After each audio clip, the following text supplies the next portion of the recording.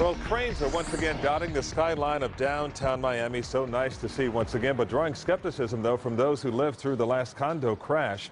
Local 10 reporter Christina Vasquez explores what lessons were learned to prevent the current boom from bust. Take a walk in Miami's Brickell neighborhood, Edgewater, or parts of downtown, and you will experience the hustle and bustle of condo construction that city leaders are buzzing about. Miami has come back. This is a new day in Miami. Towers are rising, cement trucks mixing. It's also going to give a feel that the economy is back, there's jobs.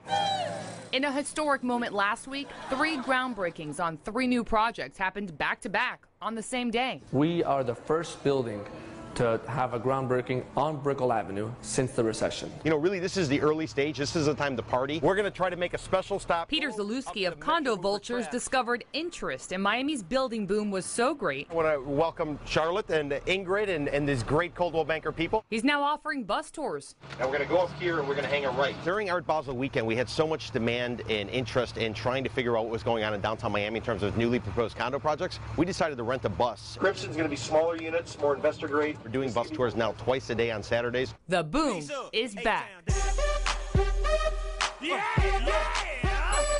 But wait, haven't we seen this before? Cranes dotting Miami's skyline made headlines 10 years ago.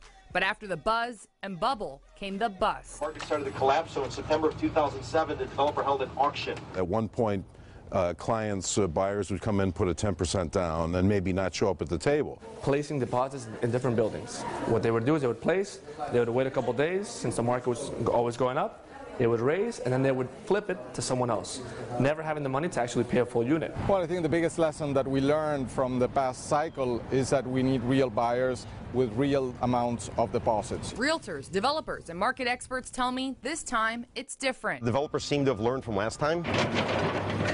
From the rubble emerged a new finance model. The deposit structure is modeled after how it's done in South America and Europe, where we're asking for 50% cash deposits. So what happens is the developer doesn't have to get the construction loan. Actually, the buyer is financing the project.